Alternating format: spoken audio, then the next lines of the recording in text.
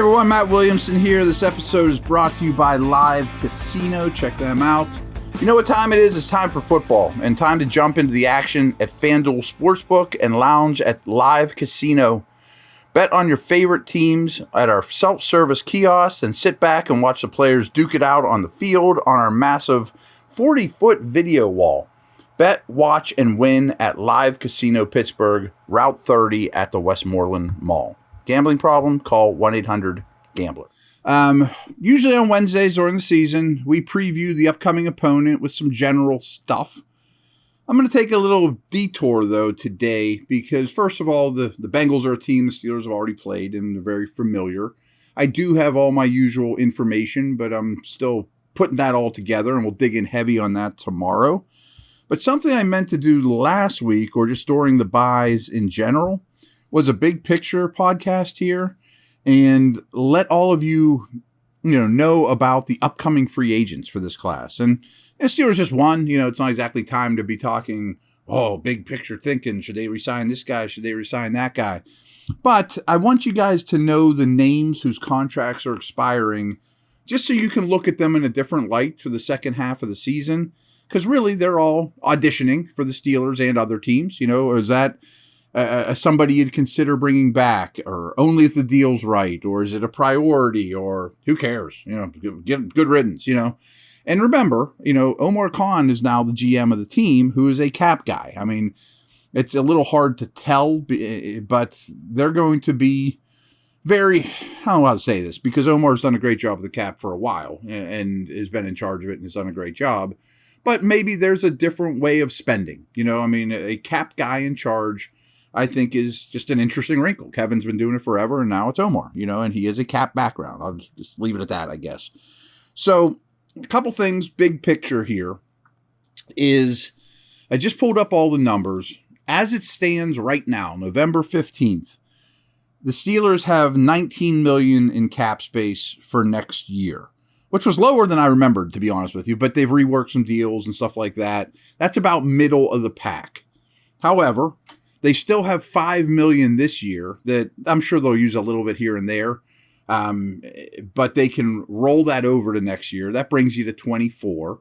There are some 2-year deals they signed, guys like Witherspoon, Wallace. A lot of their signings this year were 2-year deals that they can easily get out of and open up some space. Like, I'm not sure Witherspoon's safe. Chooks is.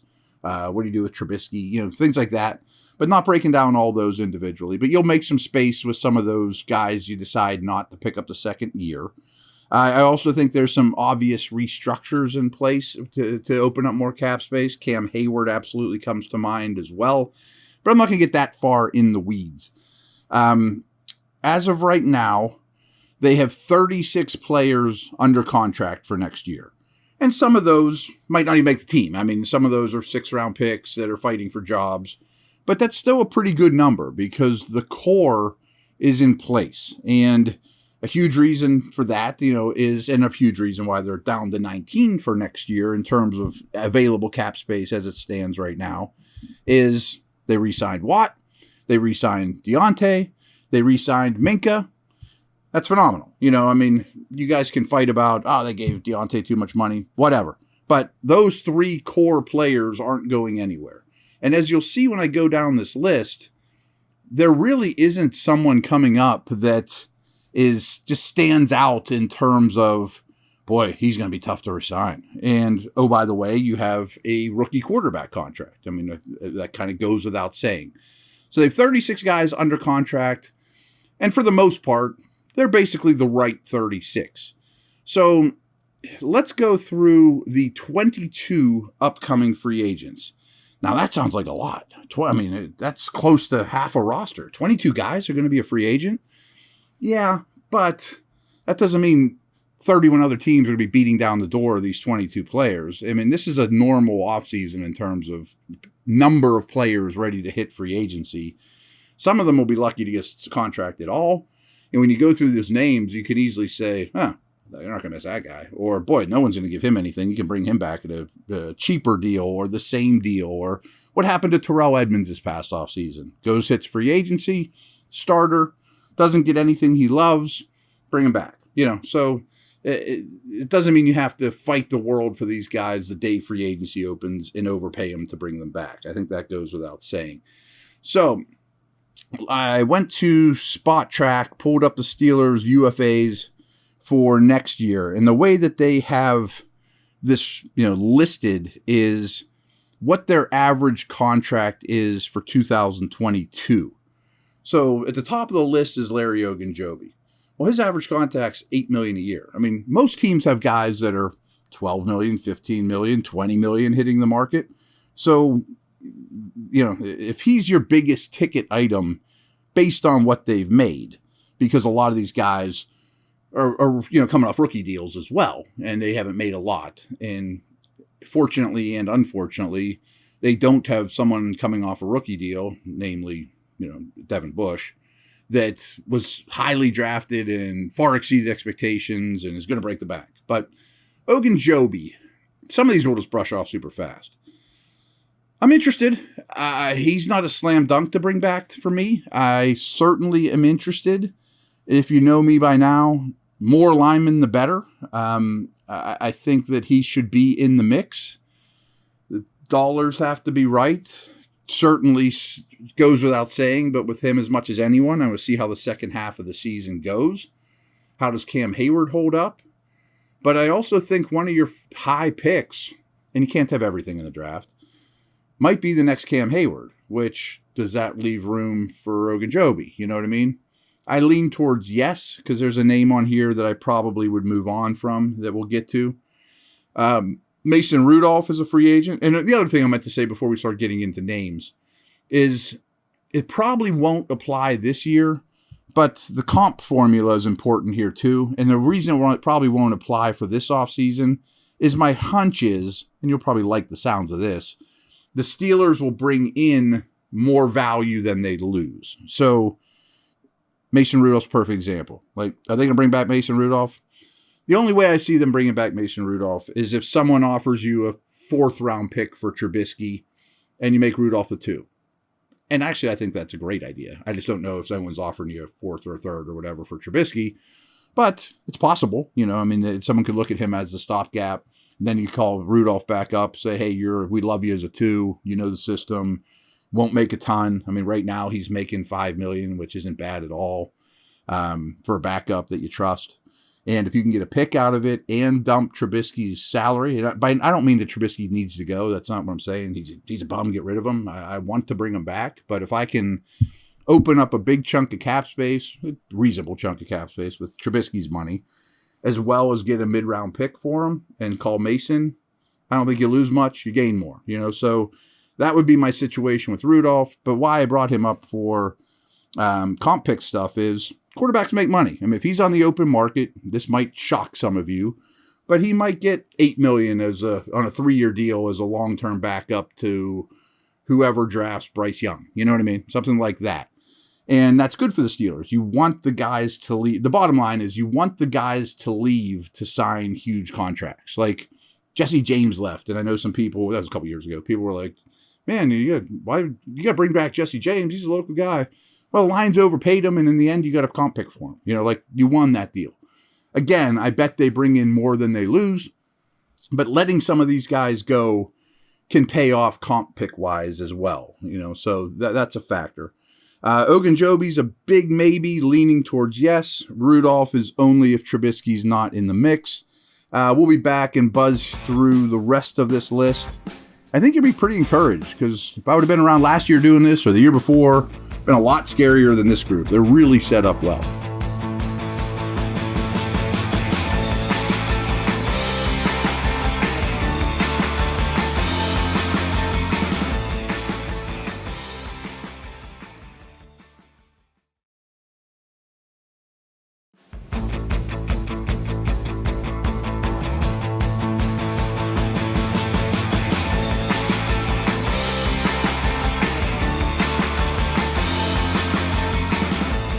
All right, we're back. We talked about Ogunjobi and Rudolph. Bush is next on the list. I think it's just a no. I mean, it might be better for all involved just to move on. I would be curious. He might be a perfect example, kind of like we was talking about Edmonds. Like if he if he tests the open market, does anybody really give him a big deal? Or is he hanging around a month after free agency opens and you're planning on drafting a linebacker in the 3rd round? You still have Jack and he's available and you want to add him to the mix and you don't guarantee him anything. Maybe.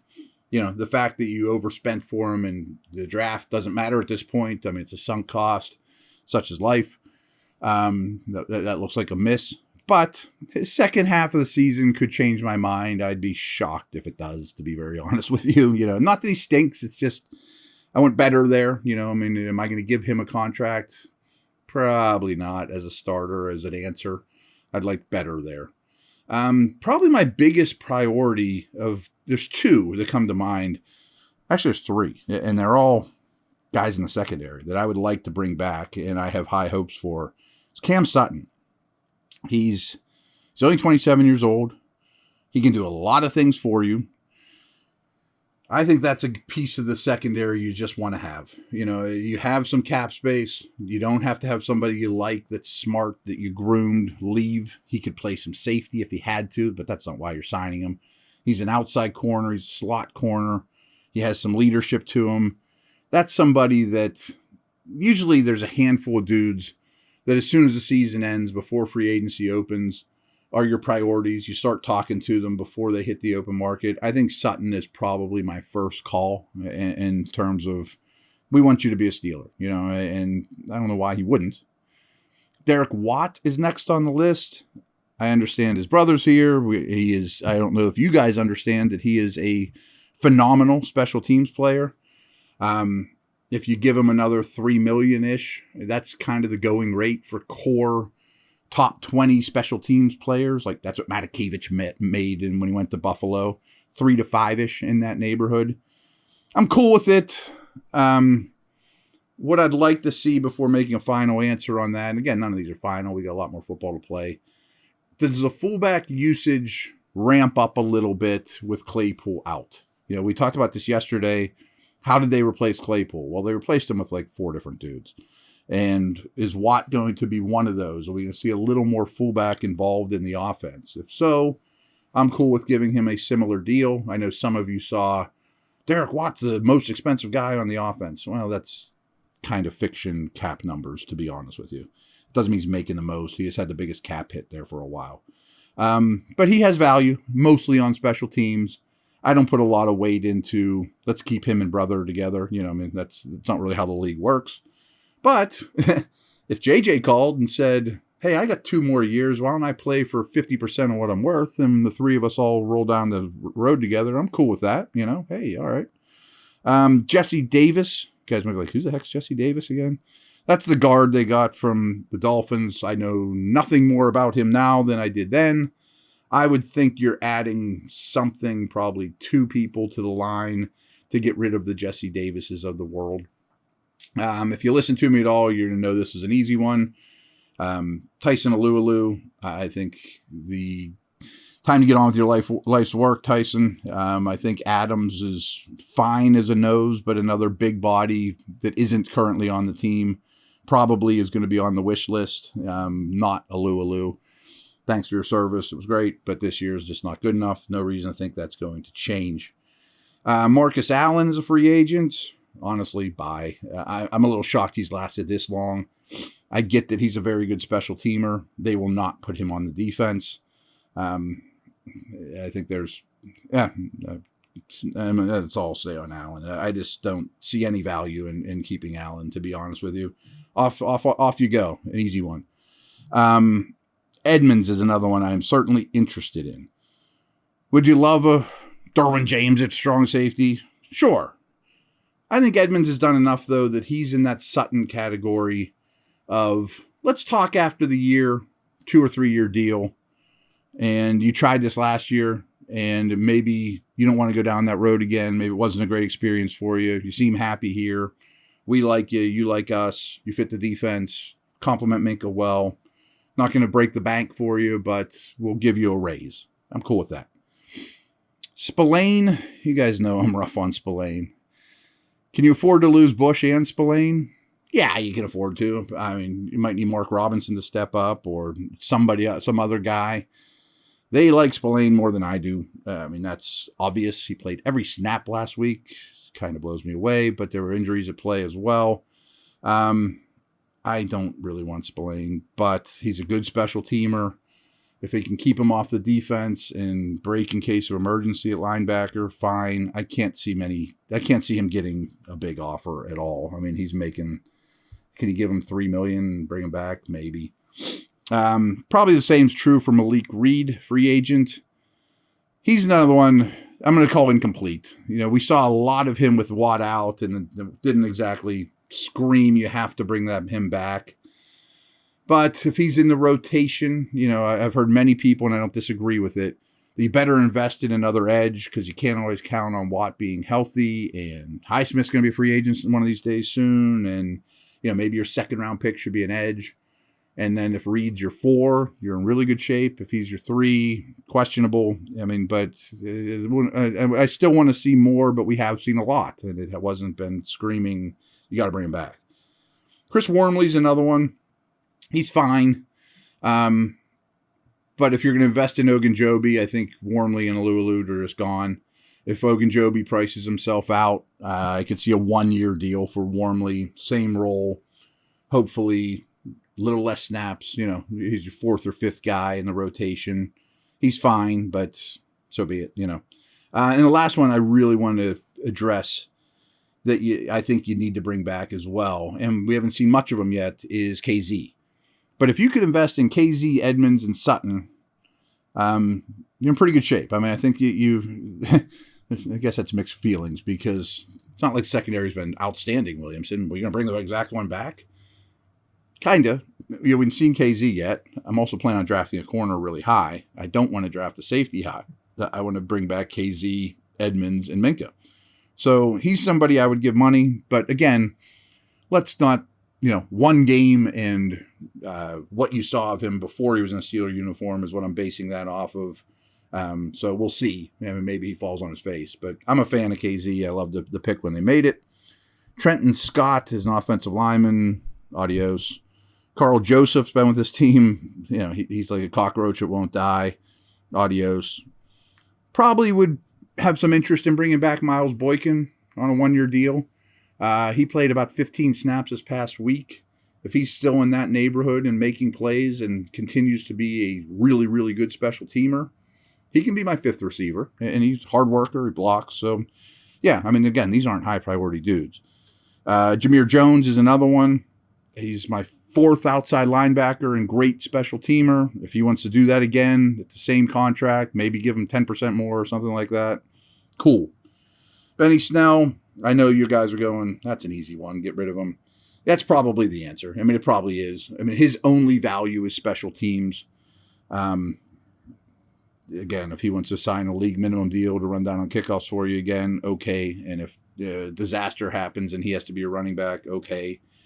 J.C. Hassenauer, maybe. My problem with him is he's only a center. You want only one guy can get hurt for him to see the field, and it's not great when he does. It's not horrible, but he could be in camp next year and not be assured a job. Fine. Matthew Wright, kicker, gone. James Pierre's another one.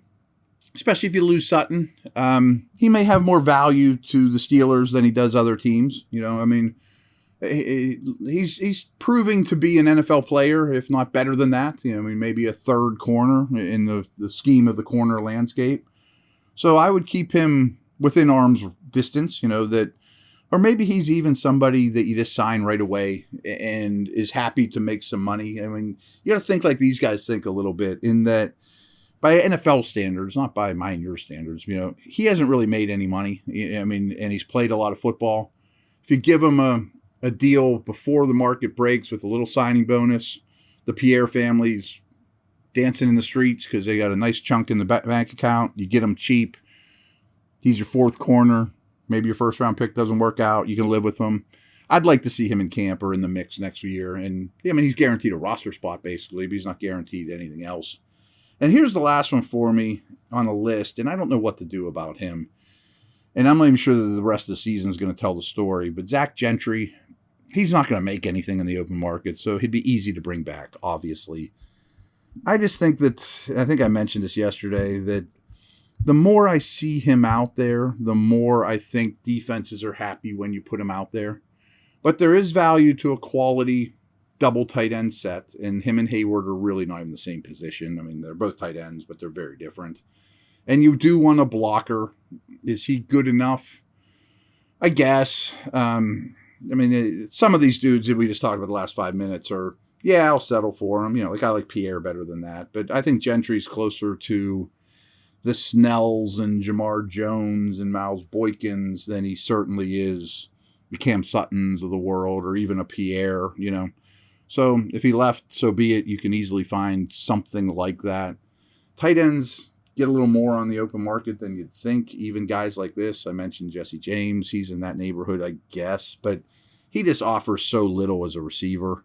Nothing after the catch. No dynamic qualities that if he goes, oh well. All right. I mean, again, I meant to do that last week during the bye, but then trades happened and other ideas popped up. So that was a mid-season report. Keep an eye on those players through a different lens as you watch them. Do you want to bring them back? Is it a priority? Or, get him out of here. Or, if the offer's right, he could be my 45th guy on the roster. You know, I mean, that's how these teams look at things. And I'm trying to construe to you. All right. Take care. We'll see you.